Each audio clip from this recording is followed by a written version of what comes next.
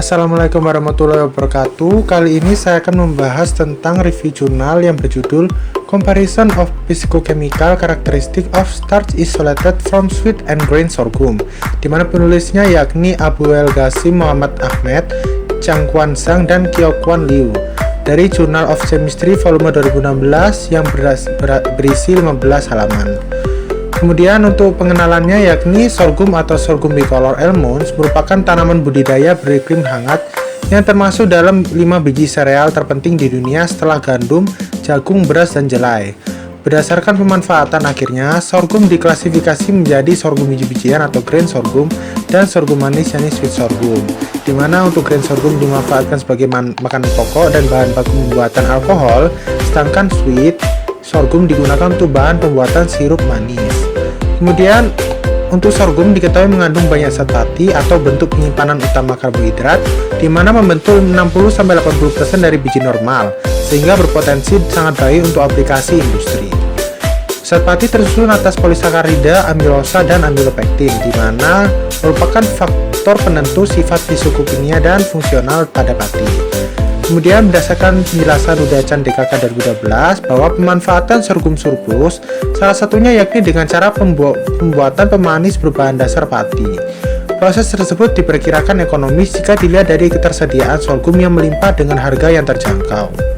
Kemudian dalam memahami perbedaan sifat fisikokimia dan fungsional antara pati sweet sorghum dan pati grain sorghum, diperlukan proses karakterisasi lebih lanjut. Dan di sini merupakan alat-alatnya. Pada metode penggunaan sifat thermal terdapat differential scanning calorimeter atau DSC, di mana berfungsi untuk mengukur gelatinitas pati dan juga mengkaji perilaku thermal pati.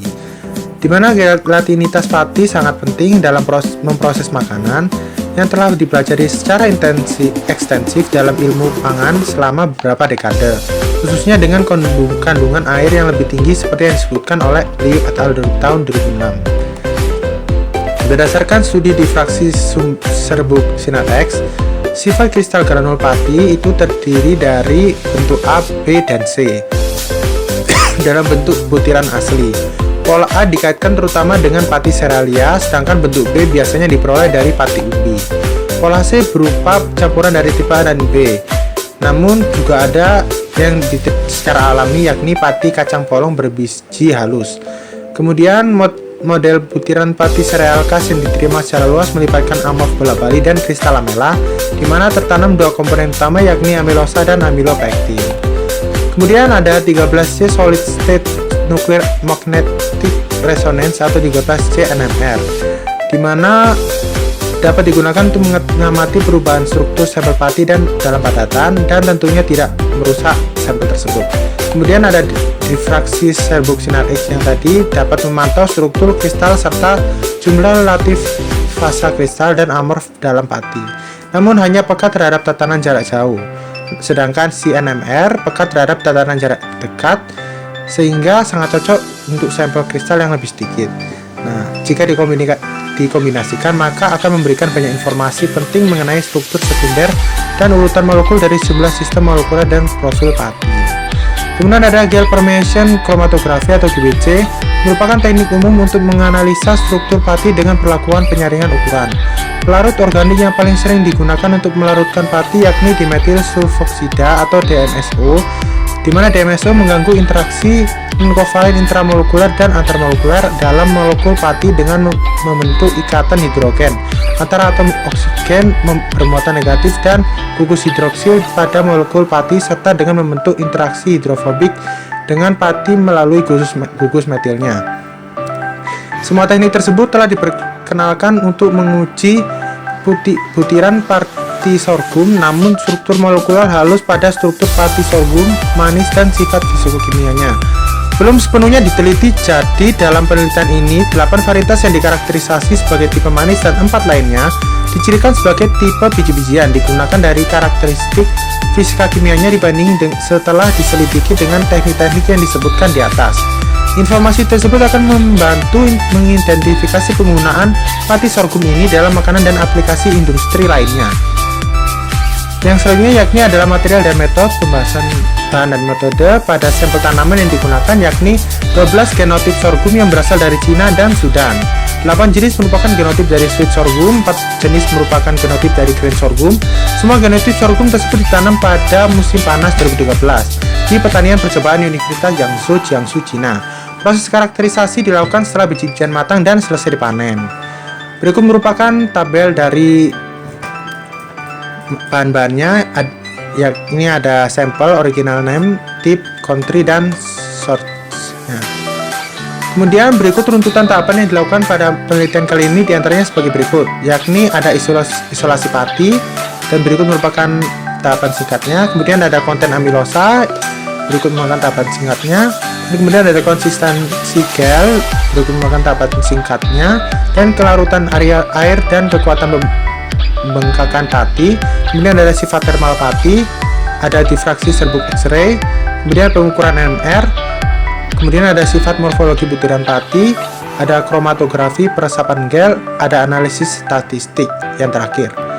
Kemudian untuk hasilnya, yang pertama kita akan membahas kandungan amilosa dan konsistensi gel pati. Berdasarkan data tersebut, diketahui bahwa variasi GL1 menghasilkan nilai AC tertinggi di antara semua varietas, sedangkan varietas GL4 menghasilkan nilai AC terendah. Pada tabel tersebut juga diketahui bahwa kandungan pati dan varietas biji-bijian atau grain sorghum memiliki nilai AC tertinggi dengan nilai rata-rata 35,611% dari range nilai 34,52% sampai 36,39%. Dibandingkan dengan varietas manis atau sweet sorghum dengan nilai rata-rata 23,52%, di mana range-nya yakni 5,39% dan sampai 33,50%. Dari hasil tersebut terbukti bahwa kandungan amilosa pati dari varietas biji-bijian memiliki AC yang tertinggi. Hasil saat ini mencerminkan kisaran yang luas untuk AC, yakni 5,39 sampai 36,39%, dibandingkan dengan beberapa studi lainnya. Untuk hasilnya itu bisa dibaca sendiri ya. Untuk tabel kedua ini merupakan list dari nilai-nilai yang didapatkan, ada AC atau amilosa content, kandungan amilosa, kemudian gel GC atau gel konsisten, kemudian WSI adalah water solubility index, dan SP yakni swelling power. Di situ ada runtutan sampelnya dan juga nilainya. Kemudian didapati nilai konsistensi gel atau GC berkisar antara 89,0 mm hingga 157,67 mm. Di antara varietas yang diuji, GL6 atau varietas manis menunjukkan GS tertinggi yakni 157,67 mm. Sedangkan ARG atau varietas biji-bijian menunjukkan GC terendah 89 mm. Kisaran rentang varietas biji-bijian adalah dari 89 mm hingga 125,5 mm, sedangkan untuk varietas manis memiliki rentang nilai 95 mm hingga 157,67 mm. Nilai dari kisaran GC dari varietas manis atau sweet sorghum diketahui lebih tinggi dibandingkan dengan yang berasal dari varietas biji-bijian atau grain sorghum. Berikut merupakan diagramnya, perbandingan dari grain dan sweetnya. Kemudian indeks kelarutan air dan daya pembengkakan, di mana didapati nilai indeks kelarutan air atau BSI untuk semua varietas berkisar antara 10 hingga 95% dan daya kembang atau SP untuk semua varietas berkisar antara 3 hingga 20 gram per gram. Di antara varietas biji-bijian, TAT menunjukkan WSI tertinggi yakni 30%, sedangkan ARG menunjukkan SP tertinggi yakni 20,07 gram per gram. Akan tetapi GL1 menunjukkan nilai terendah untuk WSI yakni 10% dan SP-nya 11,22 G per G. Di antara varietas manis, GL4 menunjukkan WSI tertinggi yakni 95% dan SP terendah yakni 3 G per G. Sedangkan GL14 menunjukkan SP tertinggi yakni 17 G per G dan ST menunjukkan WSI terendah 15%, di mana pati dengan WSI tertinggi 95% diperoleh dari varietas manis GL4 dan GL6, sedangkan nilai WSI terendah 10,0% diperoleh dari varietas biji-bijian GL1 dan WAD. Berikut merupakan diagramnya. Kemudian pati dengan SP tertinggi diamati dari varietas biji-bijian ARG dan SP terendah diamati dari varietas manis GL4. Dalam penelitian ini, varietas manis menampilkan WASI tertinggi dibandingkan dengan varietas biji-bijian. Sedangkan varietas biji-bijian menampilkan SP tertinggi dibandingkan dengan varietas manis. Kisaran SP dalam penelitian ini adalah dari 3 hingga 20 G/G, sedikit berbeda dari yang dilaporkan oleh Singh. Dan mereka melaporkan bahwa SP pati dari varietas sorghum yang berbeda memiliki kisaran antara 60,2 gram per gram dan 15,3 gram per gram. Dan terdapat beberapa pendapat lain juga, mungkin bisa dibaca sendiri untuk mempersingkat waktu. Kemudian yang penjelasan selanjutnya yakni sifat thermal pati yang tepat gelatinisasi, di mana nilai TO, TP, dan TC derajat terendah dipegang oleh varietas manis dibandingkan dengan varietas biji-bijian. Varietas biji GL1 menduduki peringkat teratas di antara kebenaran biji untuk ketiga parameter tersebut, dan bahkan untuk varietas manis menunjukkan nilai tertinggi dari 72,5, 76,15, dan 81,55 derajat Celcius.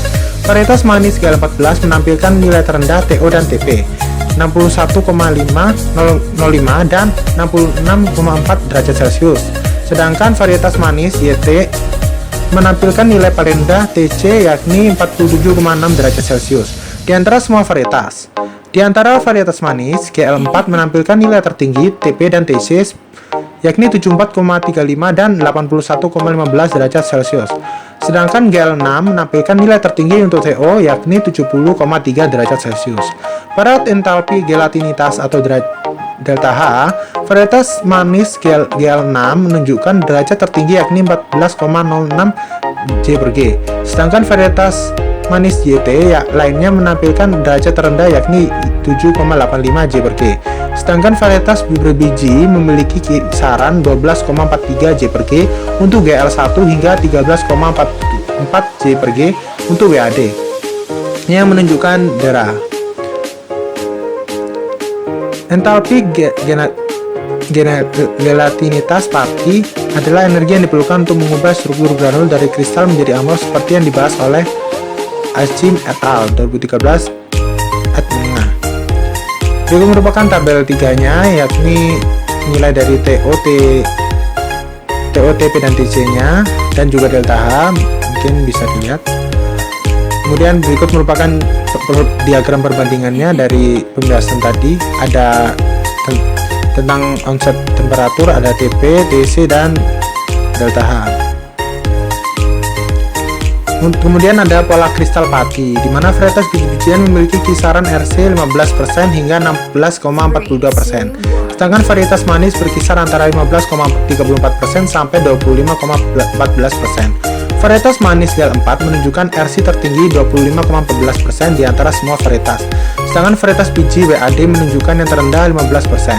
Varietas manis secara signifikan lebih tinggi dari varietas biji-bijian. Gambar 4 tersebut menunjukkan sifat kristal pati varietas manis dan biji-bijian dipelajari menggunakan XRD. Hasil penelitian menunjukkan bahwa pati manis dan gandum sorghum menampilkan pola kristal tipe A seperti yang dijelaskan oleh Zobel 1988 dengan puncak yang kuat sekitar 15 derajat dan 23 derajat, dan 2 kali lipat yang belum terselesaikan di sekitar 17 derajat dan 18 derajat dari sudut difraksi 2 theta. Munculnya puncak di 15 derajat, 17, 18, dan 23 derajat pada 2 theta juga ditemukan dalam penelitian sebelumnya. Contohnya Shin et al. 2004 dalam penelitian mereka tentang tepung sorghum lilin mentah Korea. Berikut merupakan tabel XRD dan hasil NMR-nya. Kemudian berikut juga ada gambar grafik grafik spektrum dan juga perbandingan green dan sweet untuk RC dan XRD. Kemudian pola difraksi A adalah tipikal pati sereal dan ditandai dengan heliks ganda yang dibentuk oleh molekul amilosa dan amilopektin yang dikemas dalam pengaturan monosiklik.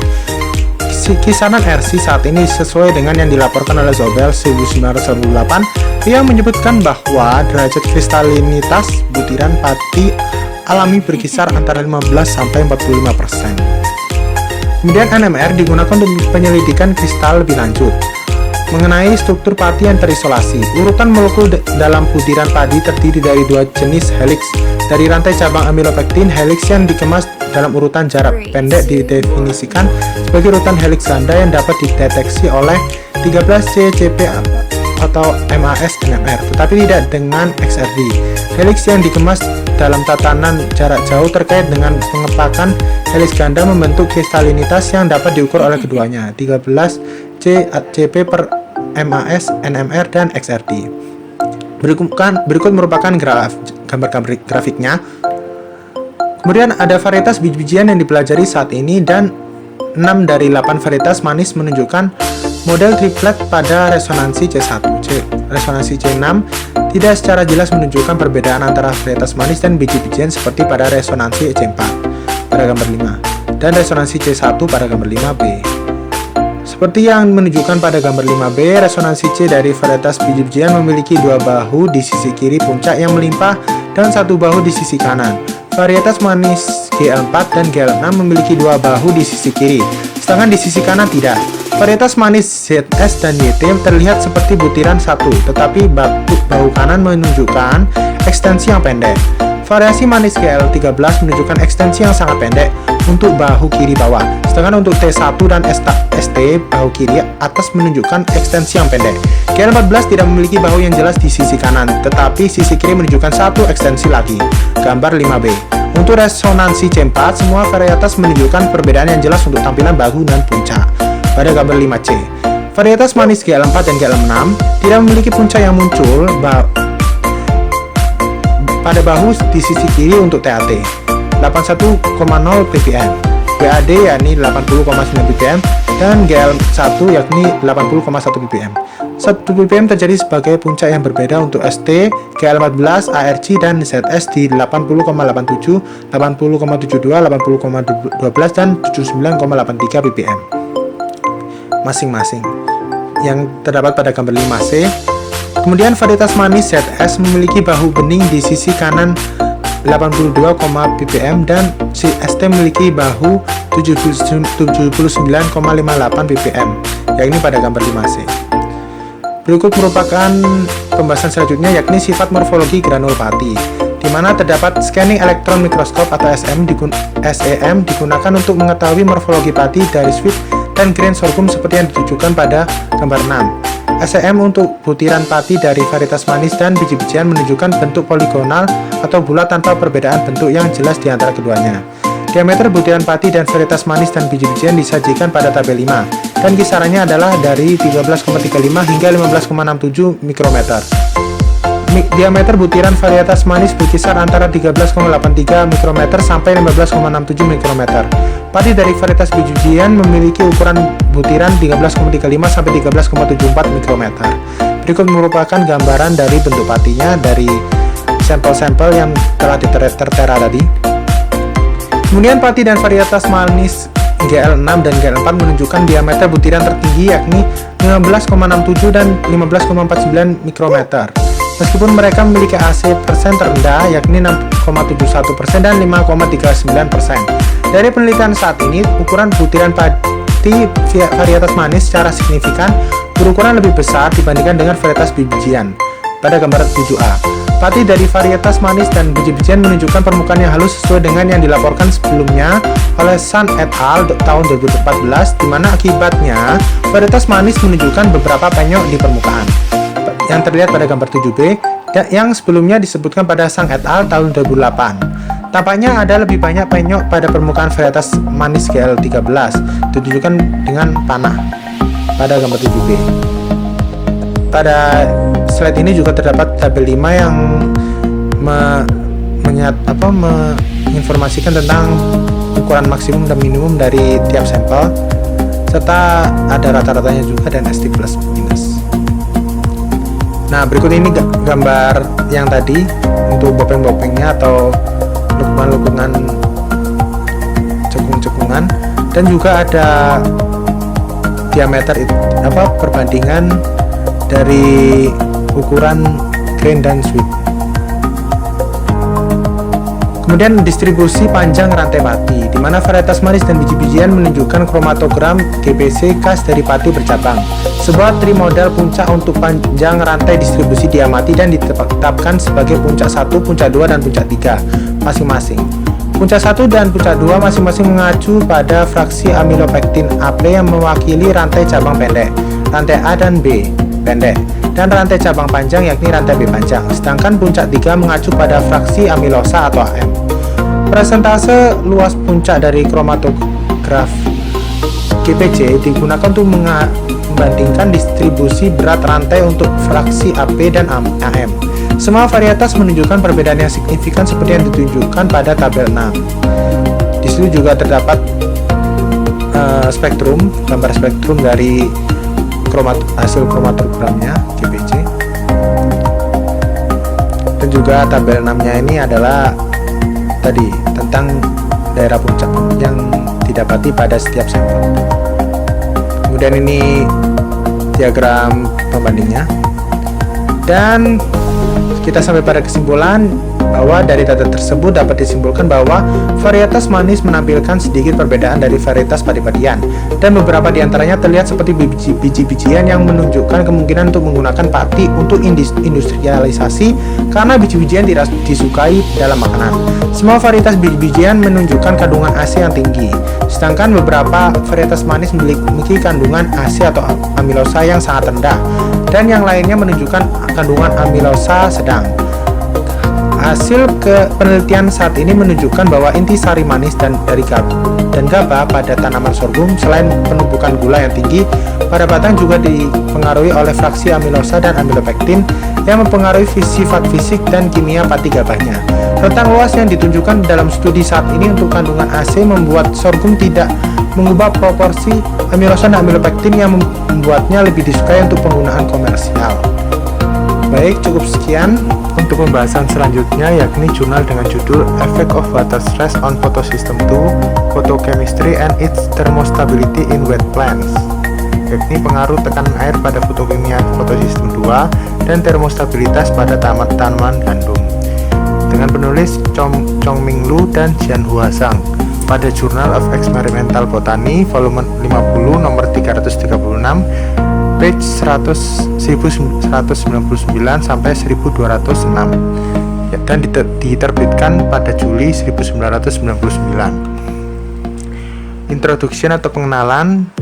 Di sini dibahas bahwa tekanan air termasuk salah satu faktor terpenting lingkungan dalam menghambat proses fotosintesis. Kemudian penurunan fotosintesis di bawah tekanan air dapat dihubungkan dengan gangguan proses biokimia. Hal tersebut telah terbukti di mana fotosistem 2 sangat sensitif terhadap tekanan air. Tekanan air tersebut mampu mengakibatkan kerusakan pada pengembangan oksigen kompleks pada fotosistem 2. Berdasarkan suatu penelitian diketahui bahwa penghambat CO2 yang bergantung pada perkembangan O2 dan asimilasi CO2 bersih yang diinduksi oleh tekanan air dapat dipulihkan dengan tingginya konsentrasi eksternal CO2, menyiratkan bahwa gangguan proses biokimia tidak bertanggung jawab atas asimilasi CO2 yang terhambat. Kemudian stomata mungkin berperan dominan dalam penurunan asimilasi CO2 di mana tekanan air. Dengan begitu diketahui fakta bahwa fotokimia fotosistem 2 hampir tidak dipengaruhi oleh tekanan air.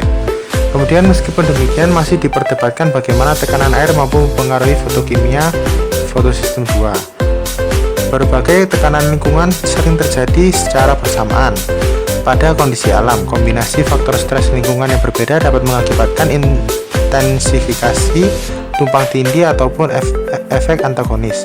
Respon tanaman terhadap beberapa tegangan simultan tersebut tidak dapat diprediksi menggunakan analisis faktor tunggal. Setelah diteliti, diketahui bahwa kekeringan merupakan predisposisi kerusakan fotoinhibitory pada FS2. Hal ini menunjukkan bahwa meskipun tekanan air tidak menunjukkan efek pada fotokimia primer FS2, hal itu meningkatkan termostabilitas FS2. Lebih lanjut ditunjukkan bahwa peningkatan termostabilitas dapat dikaitkan dengan peningkatan ketahanan pada pengembangan O2 kompleks dan pusat reaksi terhadap suhu tinggi.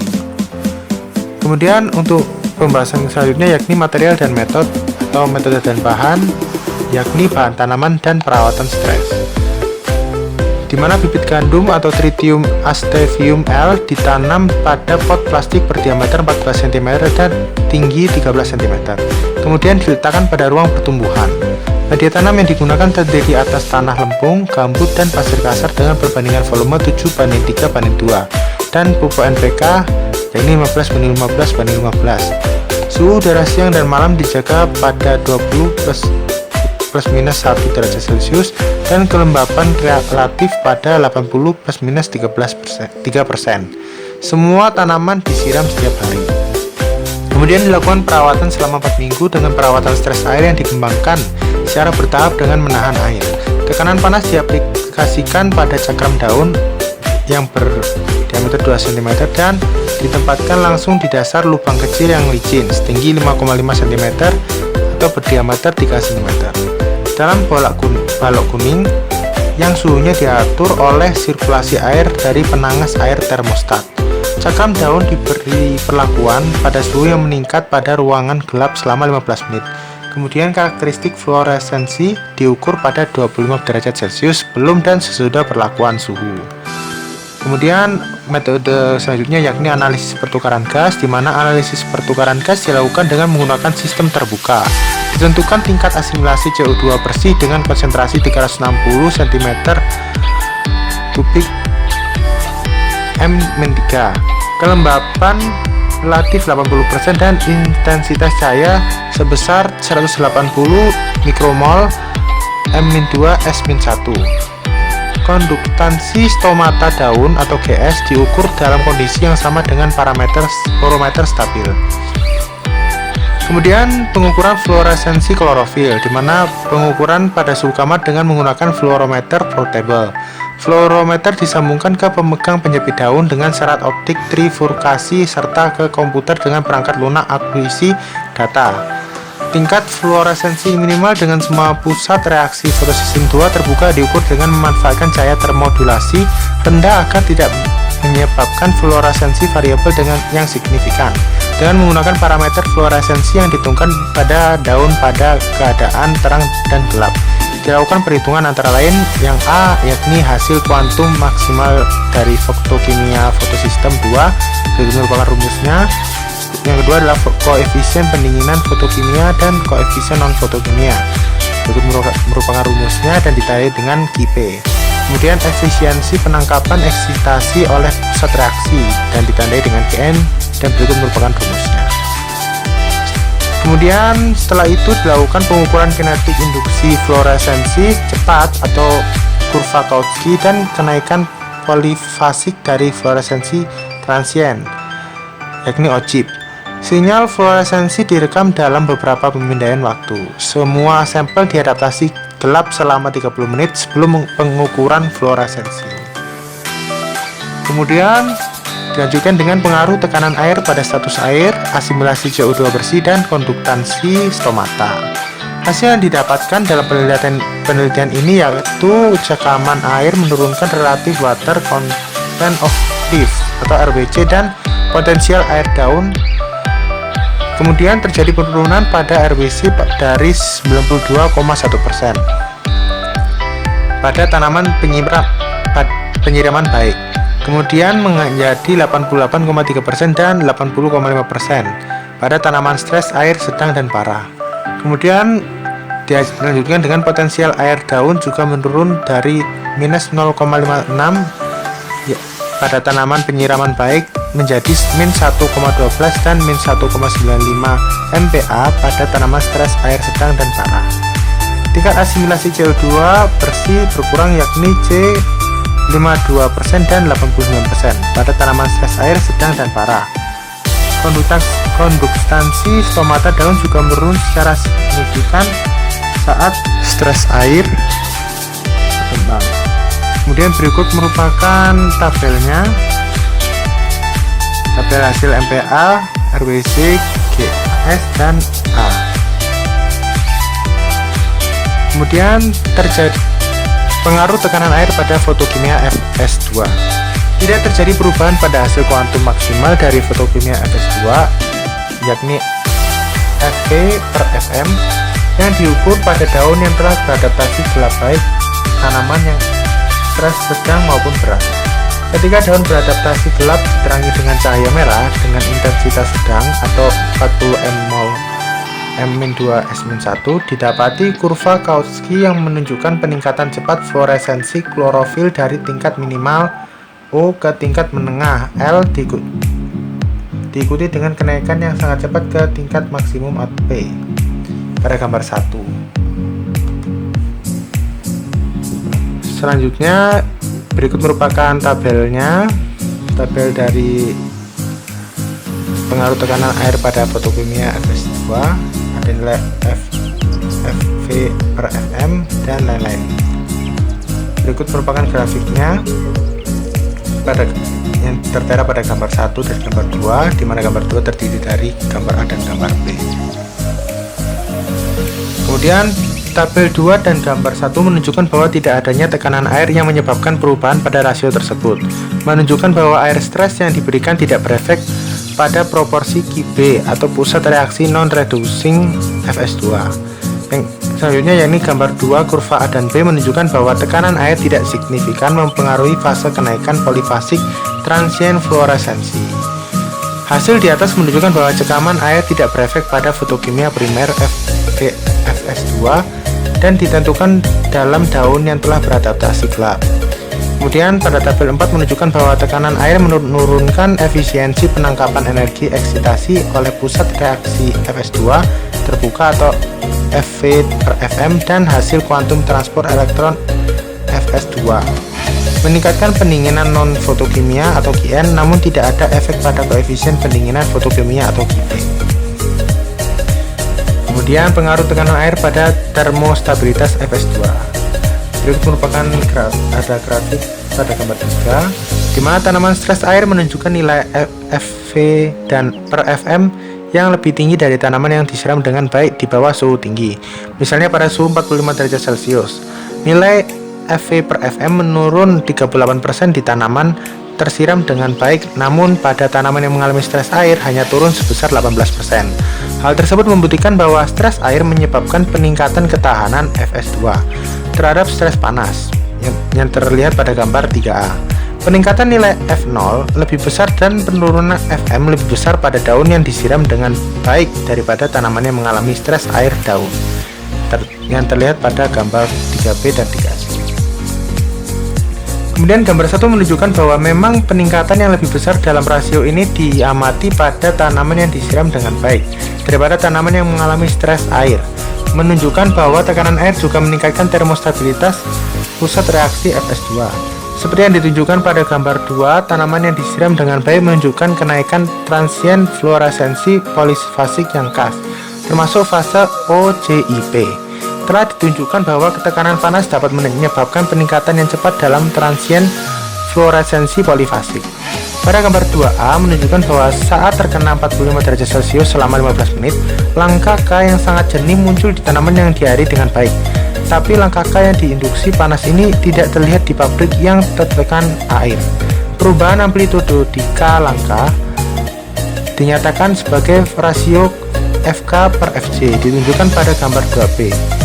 Gambar rasio yang lebih tinggi FK per FC ditamati pada tanaman yang disiram dengan baik dibandingkan pada tanaman yang mengalami stres air selama 35-45 derajat Celcius, menunjukkan bahwa tegangan air dapat meningkatkan ketahanan OEC terhadap tegangan panas. Kemudian ada gambar 4 menunjukkan bahwa penurunan yang lebih besar atau FS2, FV per FM dan QP diamati pada tanaman yang disiram dengan baik dibandingkan pada tanaman yang mengalami stres air pada kisaran 35-45 derajat Celcius, menunjukkan bahwa FS2 pada tanaman yang mengalami stres air juga menunjukkan termostabilitas lebih baik pada daun yang beradaptasi dengan cahaya. Kemudian berikut merupakan diskusi di mana inti dari pembahasan diskusi ini yakni memastikan bahwa pada penelitian kali ini didapati hasil bahwa tekanan air tidak berpengaruh pada fotokimia primer PS2 dan tekanan air meningkatkan termostabilitas PS2, yang merupakan simpulan dari pembahasan tadi juga. Baik, cukup sekian pembahasan saya. Terima kasih. Jika terdapat kata-kata yang masih kurang benar ataupun penjelasan yang kurang jelas, saya mohon maaf. Saya tutup. Wassalamualaikum warahmatullahi wabarakatuh.